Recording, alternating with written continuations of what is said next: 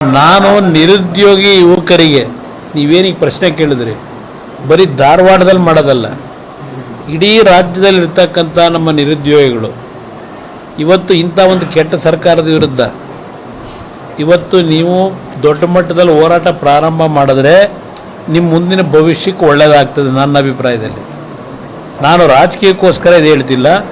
ಇವತ್ತು ನನ್ನ ಹತ್ರ ಬರ್ತಕ್ಕಂಥ ಪ್ರತಿನಿತ್ಯ ಒಂದು 10,000 ಅರ್ಜಿ ಇದೆ ನನ್ನ ಹತ್ರ, ಕೆಲಸ ಕೇಳ್ಕೊಂಬರೋರು. ಎಲ್ಲೆಲ್ಲಿ ಸಾಧ್ಯವೋ ಇವತ್ತು ಅವ್ರಿಗೆ ಕೆಲಸ ಕೊಡಿಸ್ಲಿಕ್ಕೆ ಪ್ರಯತ್ನ ಪಡ್ತಾ ಇದ್ದೀನಿ. ಆದರೆ ಇವತ್ತು ಈ ಸರ್ಕಾರ ಏನು 70,000 60,000 ತುಂಬ್ತೀವಿ ಅಂತ ಹೇಳಿದಾರಲ್ಲ, ಯಾವುದು ಪ್ರಕ್ರಿಯೆಗಳು ನಡೀತಿಲ್ಲ. ಇವತ್ತು ಆ KPSC ಪತ್ರಿಕೆಗಳು ಪ್ರತಿನಿತ್ಯ ಬರೀತೀರಿ. ಯಾರಿಂದ ತಪ್ಪಾಗಿದೆ? ತಪ್ಪಾದವ್ರನ್ನ ಬಿಟ್ಟುಬಿಟ್ಟಿದ್ದೀರಿ. ತಪ್ಪು ಮಾಡದೇ ಇದ್ದವ್ರನ್ನ ಮಾಡ್ತಾ ಇದ್ದೀರಿ. ಅದನ್ನು ಪ್ರೊಜೆಕ್ಷನ್ ಕೊಡ್ತಾ ಇದ್ದೀರಿ. ಇದು ನಾನು ಗಮನಿಸ್ತಾ ಇದ್ದೇನೆ.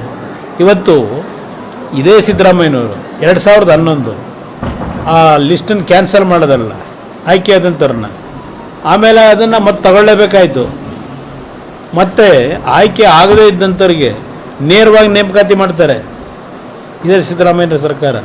ಅವ್ರು ಆಮೇಲೆ ಮಾಡಿದ್ರಲ್ಲ, ರೀಡು ಮಾಡಿ ಆ ರೀಡುಗೆ ಉಡುಗಡೆ ಕೊಟ್ಟರಲ್ಲ ಒಬ್ಬರಿಗೆ, ಬೀದಿಲಿ ಕೋಟ್ಯಾಂತರ ರೂಪಾಯಿ ಒಂದೊಂದು ಈ KPSC AC ಪೋಸ್ಟ್ಗೆ ದೊಡ್ಡ ಮಟ್ಟದ ವ್ಯಾಪಾರ ನಡೀತು. ಯಾರೂ ಅದನ್ನು ಬರೆಯಲ್ಲ.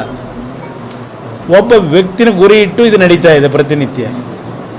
ಒಂದು ಹಿಂಸೆ ಕೊಡಲಿಕ್ಕೂ ಒಂದು ಇತಿಮಿತಿ ಇದೆ ನನ್ನ ಅಭಿಪ್ರಾಯದಲ್ಲಿ. ಏನು ಮಾಡಿದ್ದಾರೆ ಸಿದ್ದರಾಮಯ್ಯನವರೀಗ ಅದು ಸರಿಪಡಿಸ್ಲಿಕ್ಕೆ?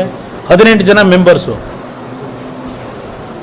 ಮೆಂಬರ್ಸ್ ಮಾಡಿ ಅದರಿಂದ ಉತ್ತಮವಾದಂಥ ರೀತಿಯಲ್ಲಿ ಆಯ್ಕೆ ಆಗುತ್ತಾ? ಈ ಸರ್ಕಾರ ಬಂದ ನಂತರ KPSC ಇರೋದು ಪ್ರತಿ ವರ್ಷ ಸರ್ಕಾರದ ಹುದ್ದೆಗಳು ಏನು ಖಾಲಿ ಇದೆ ಆ ಖಾಲಿ ಹುದ್ದೆ ತುಂಬತಕ್ಕಂಥದ್ದು KPSC ಕೆಲಸ. ಕೇಳಿ ಸಿದ್ದರಾಮಯ್ಯವ್ರನ್ನ. ಇವರು ಅದೆಂಥದ್ದು ಕಮಿಟಿ ರಿಪೋರ್ಟ್ನ ಜಾರಿಗೆ ತರ್ತೀವಿ ಅಂದ್ರಲ್ಲ, ಯಾವ ಛೋಟಾ ಕಮಿಟಿನೋ ಯಾವುದೋ ಕಮಿಟಿ, ಅದೆಂತ ಮರ್ತುಬಿಟ್ಟೆ ಹೆಸರನ್ನ.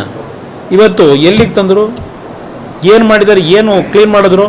ಕ್ಲೀನ್ ಮಾಡ್ತೀವಿ ಅಂತ ಹೇಳಿದ್ರು 13ರಲ್ಲಿ. ಕ್ಲೀನ್ ಮಾಡೋದಿರಲಿ, ತಗೊಂಡೋಗಿ ಕಾಸೋದು ಗೊಬ್ಬರ ತುಂಬಿದ್ರೆ ಈಗ.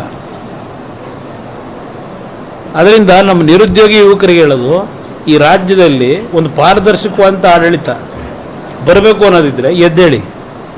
ಬರೀ ಧಾರವಾಡದಲ್ಲಿ ರೈತರು ನಮ್ಮ ಯುವಕರು ಪ್ರತಿಭಟನೆ ಮಾಡಿದ್ರೆ ಸಾಲದು.